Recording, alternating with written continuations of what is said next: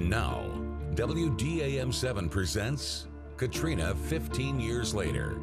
The Pine Belt then and now. 15 years ago this night, South Mississippi could only watch in absolute dread as a gigantic hurricane down in the Gulf headed our way. We'd seen a Category 5 before, Camille, back in 1969, and we knew what Katrina was going to do. We did not know at that anxious moment if we all had the strength to endure it. Tonight, on this eve of the anniversary of the greatest disaster in our history, we're looking back on the storm and what it put us through and how it changed things. This is Katrina, then and now. Severe flooding, downed trees, and leveled homes. Just a few sites seen across Mississippi and Louisiana when Hurricane Katrina unleashed her wrath August 29, 2005. When it was all said and done, she became the costliest storm to ever hit the United States, only to tie with another storm years later. Now, after 15 years, Katrina's mark still lingers, etched in the minds of those who suffered, helped rebuild, and forced to use the devastation as a learning experience. Today, we take a look at the impact the storm made along the U.S. coast and right here in the Pine Belt. We start with meteorologist Patrick Bigby. He walks us through the path of the storm. Katrina, a name that South Mississippi will never forget. Our date with destiny arrived on August 29, 2005, when Katrina made landfall. A whole building fell. Oh my God, oh my God. A whole building fell. As the storm moved north, the Pine Belt began to feel Katrina's wrath. But to understand how we got here, we first have to go back to the beginning. The story of this historic storm starts back on August 23rd, when a tiny tropical depression formed over the Bahamas. It quickly intensified and was given the name Katrina. It moved into the Gulf on Thursday, August 25th. At the time, Katrina was forecasted to curve north towards Panama City. But things changed the next day. New models started to show Katrina heading towards Louisiana or Mississippi, and that afternoon, the official forecast followed suit. Katrina became a Category 3 on Saturday afternoon, and that night, most of Mississippi went to bed thinking that this would be like all the others. But that night, something happened. Katrina moved over the warm loop current in the Gulf of Mexico, and the storm took full advantage of it. By Sunday morning, folks awoke to the news that Katrina had grown into a Category 5 monster, and winds were now at 175. The storm remained a Category 5 for the rest of Sunday as it approached the coast, but just hours before landfall, Katrina underwent an eyewall replacement cycle, causing the storm to weaken. But it's a sign that Katrina was getting ready to intensify again. The only reason it never did was because it ran out of ocean. At 6:10 a.m., Katrina made landfall near Grand Isle, Louisiana as a Category 3, with winds of 125. Things quickly went downhill across South Mississippi as Katrina moved north. The waters of the Gulf completely swallowed the Mississippi Gulf Coast with a 27.8-foot storm surge, the highest ever recorded. Katrina then made landfall at 10 a.m. near Waveland. Along in south of Interstate 20, winds of 75 to 100 miles per hour. Winds will fold these things down to the ground, and we've seen that take place. As Katrina moved through the Pine Belt, winds gusted well over 100 miles an hour in many locations. Poplarville hit 134, Hattiesburg recorded 100, and we recorded 115 here at WDAM. Katrina weakened as it moved north, but not before changing the entire landscape of South Mississippi. To this day, Katrina remains the benchmark storm on which all others are measured in South Mississippi. We'd be remiss to not discuss the catastrophic damage Katrina caused in New Orleans and along our coast.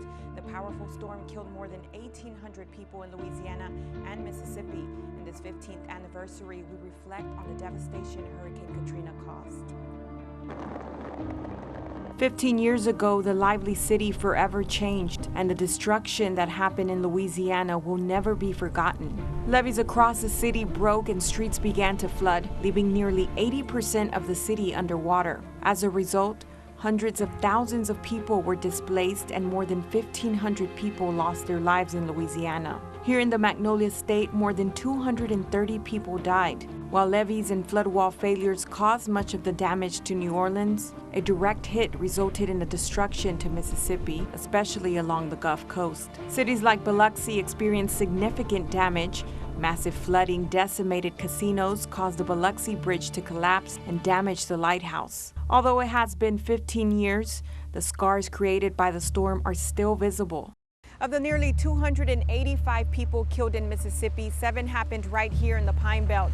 David Logan, better known as Kip, was among those who died. Our Carly Blake spoke to his family to see how they're doing 15 years later.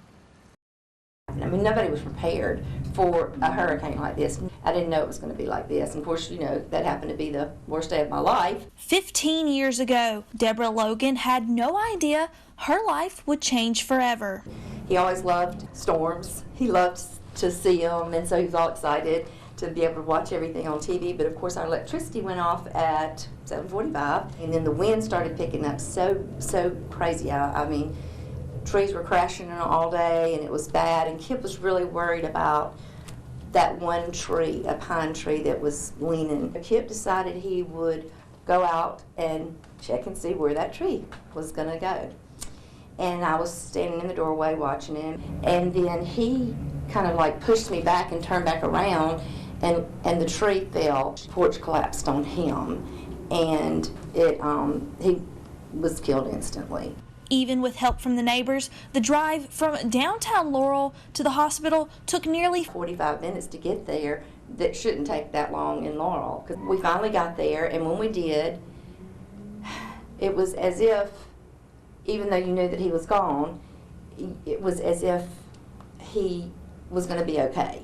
It took 3 or 4 hours to finally sink all in that this had really happened, and that he wasn't going to, you know, he was not going to make it. With all of the chaos, Logan didn't even realize that she was hurt too, and learned she had a cervical neck fracture and crushed fingers. Once everything was all over, her family continued to move forward despite the rough road ahead to recovery. We've recovered, and everybody's, I mean, I finally opened the store back up in probably October of 2005. And I've been running this store for all that time. And my son, he graduated from medical school, and he was a doctor, and then thankfully he had 2 children. The youngest one's named after his granddaddy Kip, and then my daughter graduated law school, so you just keep on going. That's all you can do in the devastation. It's the community former Hattiesburg Mayor Johnny Dupree remembers most after the storm, from working countless hours with emergency management to being without power for almost 2 weeks. Though there's one specific thing he says he will never forget, and that's how people in Hattiesburg and surrounding counties came together after the storm. The rest of America knew what was going on in Hattiesburg and Mississippi and New Orleans and the like, but we didn't. And it was really devastating when we found out what happened in New Orleans, what was happening in New Orleans. But the people who came here they came out of the goodness of their hearts. The people who worked together. I wish that we could be that way all the time, because it was great. Even though we were going through such devastation, the spirit was so high, and people had such a giving spirit. Dupree says because of Katrina, the city of Hattiesburg is now better prepared. The Pine Belt didn't get its name for no reason. These tall trees pose quite the problem at Camp Shelby. And while the National Guard worked to clean up storm damage on base, Camp Shelby served as a makeshift command post. Our Charles Harrington caught up with one commander who was there 15 years ago through it all. I remember August the 29th, 2005 like it was yesterday. Camp Shelby Commander Colonel Bobby Ginn has vivid memories of Hurricane Katrina. He was one of many National Guard soldiers who rode out the storm at Camp Shelby. I just remember standing here that morning on August the 29th and watching 30 and 40-year-old pine trees fall over just like a pencil. It was amazing. Back in 2005, Ginn served as superintendent of the post's Maneuver Area Training Equipment Site. Because of Katrina, much of the training at Shelby was disrupted. We started cleaning up the roads to where we could make them passable. We cleaned up the ranges, the training areas, and it took about 3 weeks to where we could become fully operational again. And while cleanup took place, the post became a temporary staging area for many federal and state agencies, as well as power companies. Shelby also assisted National Guard units that were sent to help with recovery on the Gulf Coast. They would come into Shelby, stage here, fuel up any maintenance issues that they may have. We help them with that type of logistics before they push south, supporting the coastal region. As he reflects on Hurricane Katrina 15 years later, Colonel Ginn says he's proud of Camp Shelby's response to the storm. Camp Shelby has always done its very best during the hardest of times, and Hurricane Katrina is a good example of that. Not only was Camp Shelby a vital part in the aftermath and recovery efforts here in the Pine Belt, so was the Emergency Operations Center right here in Forest County, and its team so quick on its feet to work through a plan that they had just prepared for so many years. And I was able to speak with a longtime EOC director. He walks us through his experience. At one point, we had winds of 120 miles an hour in Hattiesburg. After the storm and the recovery process, it's a long way from being over. We lived in the EOC. There were about 30 people that lived at the EOC for 5 weeks. Not only did our Emergency Operations Center play a critical role in the aftermath of Hurricane Katrina, but so did our local law enforcement agencies. After Katrina washed ashore, it instantly devastated towns, communities, and livelihoods across the Pine Belt. And that's when our local law enforcement continued to serve and protect. I was flabbergasted. I had no idea that a storm could do that much damage this far inland. Lamar County sits about 75 miles north of where the eye of the storm hit. It was just one of the areas in the Pine Belt wrecked with tragedy. At the track of the storm, it came right through Lamar County. The eye of the storm came right through Lamar County. Sheriff's deputies were quick on their feet as the response effort started. Lamar County Sheriff Denny Regal says it was a time in his career that will never be forgotten. We had to cut our way out of our houses just to get to our patrol cars. And once we started looking around the county, and it was devastation all over the place. The only thing that was different, I think, between us and the coast is we didn't have the tidal surge, but the winds were, I think, just as devastating. Some of the officers lost everything they had, but they came to work and they did what had to be done. And I admire them for that. It was much the same scene in neighboring Hattiesburg. I can even remember being around the USM campus. At one point, there were so many trees down, and I stopped and got out of my car and looked around, and I had no clue, growing up here in Hattiesburg, of exactly where I was, because it was just that much devastation. Hattiesburg Police Department Major Hardy Sims was over the operations unit when Katrina hit. He reflects and thinks back to the sounds and sights that are forever etched in his memory. I remember how citizens were calling into our dispatch center during the height of the storm, and some were reporting being trapped in their homes, and our officers willingly left their safety to go and brave the weather to try to rescue or help rescue our citizens. As rescue efforts continued, Major Sims says the devastation was absolutely unbelievable. Probably a month or so after the storm, officers were still working that same shift around the clock and wasn't able to take off.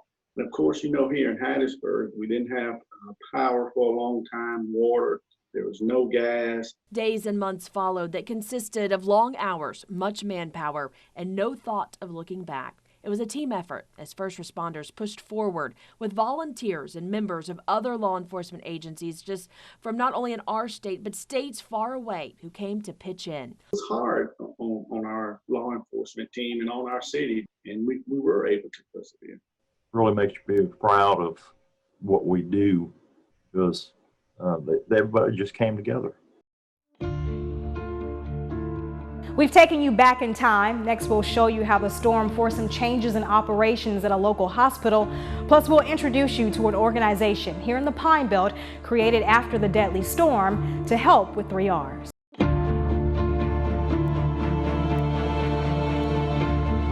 It's the 3 R's that come in handy during the aftermath of a storm, and one nonprofit organization here in the Pine Belt puts it to good use. Charles Harrington explains.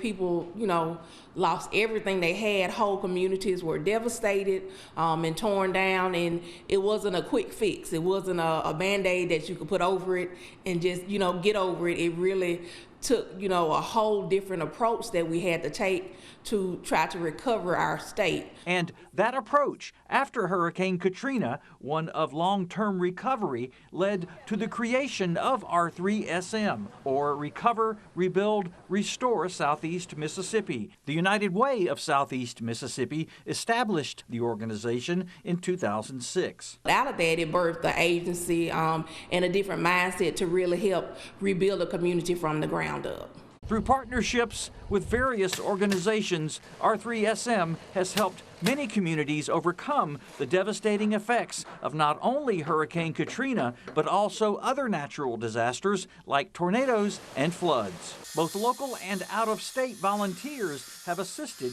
with rebuilding and recovery efforts. Over the last 2 years, we have saw over 3,000 volunteers since the tornado that hit the Pine Belt in 2017, and that accounted for almost $3 million in donated labor. And without them, we would not have been able to recover. And as both the COVID pandemic and hurricane season continue, Creer says R3SM will have to rely more on local volunteers. With not as many out-of-town volunteers, it's really going to be important for the local volunteers to know that they have a place here, that we welcome them, and that they're very needed in our community. From creations to changes, Caroline Wood tells us how one Pine Belt hospital battled the storm and how its operations changed to avoid the same scenario with future storms. What do you do when the place you're supposed to turn to for safety in a disaster goes dark? It was terrifying. That's the question officials at Forest General Hospital hope you never have to ask again.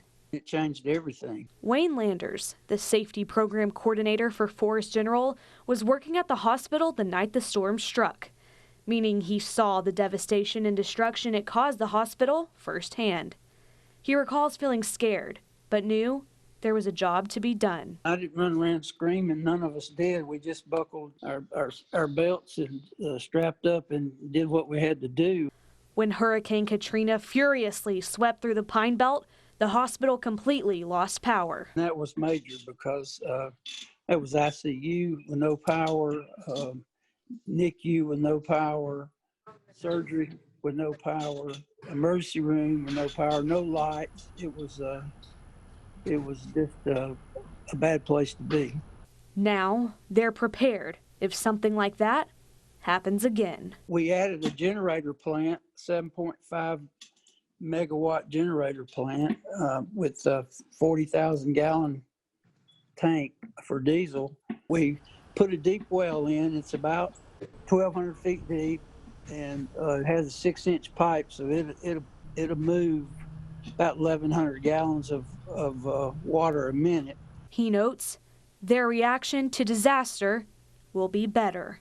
If they fail, we built in backups for the backups. Forest General Hospital also added extra water tanks in addition to generators in case another disaster hits.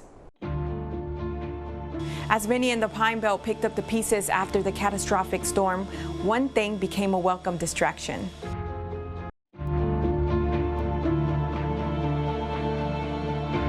With all the devastation following Hurricane Katrina, it was a matchup right here between the bricks that brought the community together. To paraphrase Ray Lewis, no matter the circumstances, you must push through it. And as Taylor Corrett explains, that's what's happened between the bricks to put a smile on many people's faces. The heat. It was just, it was just so humid. For about 2 weeks after Hurricane Katrina swept through the Gulf Coast, it felt as if Mississippi didn't get one gust of wind. In that time, Hattiesburg and Laurel decided to play a football game, the longest continuously played rivalry in the state. Coach Smith just happened to drive by, and I flagged him down, and we sat out there and we talked, and we both decided that we weren't going to be the coaches that go down in history as not playing the Little Brown Jug game. But to arrive at that Saturday afternoon between the bricks, a lot had to happen. For one, many of the team's players were displaced following the storm. And how do you practice, let alone play 48 minutes of football with no clean water? Ice was the issue. You know, fresh water was the issue, so you just kind of scrambled around. We kind of had the boil water notices at the time, so we got a lot of area community people that were able to provide us with bottled water. The water certainly helped. I'll bet it was lukewarm by the second quarter. Did we mention the heat? My mom passed out from the heat. You know, that brick stadium, you get the temperature up there around 100 degrees, and it's pretty toasty in there. I think everybody that was at the game had gone in front of Law's press box because there was a couple of rows of shade up there, and they were all kind of fighting over the shade. Meanwhile, there was a fight going on the football field. Two teams exhausted. A safety, the only source of points, as Buddy Duke found his Tigers trailing the Tornadoes late in the fourth quarter. We really didn't know how much time was left.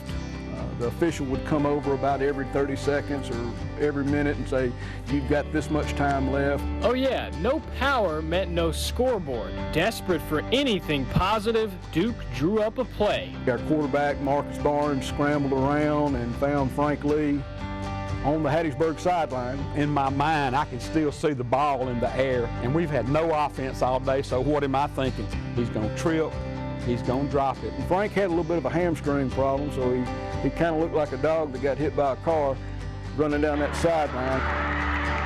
A 60-yard connection that resulted in the only touchdown of the day. It was all Hattiesburg needed to grab a 6-2 win and hoist that little brown jug. And for a brief moment during that blistering hot September day, the Pine Belt didn't think about Hurricane Katrina. We felt like it would be such a big plus for both communities after what everybody had gone through. It really shows you what happened when people come together. And, you know, sometimes tragic events make people come together like that. I mean, just give people, you know, just a sense of normalcy. That brown jug game will be one I'll never forget. Katrina, your pictures, your memories, our story of a community forever changed. Katrina 15 years later. The Pine Belt then and now.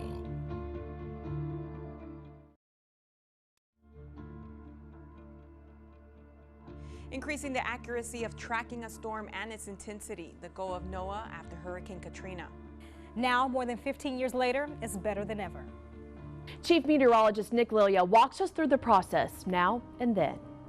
And we've got a big one that's on its way. Tell us about that. A lot has changed since 2005, from the presentation to the technology. What we're looking for here is what we call banding. And the science. Tracking hurricanes is a completely different experience 15 years later. This is the eye of Katrina as it continues to lift northward. A lot of times meteorologists say the models are better now, but it starts with the data itself.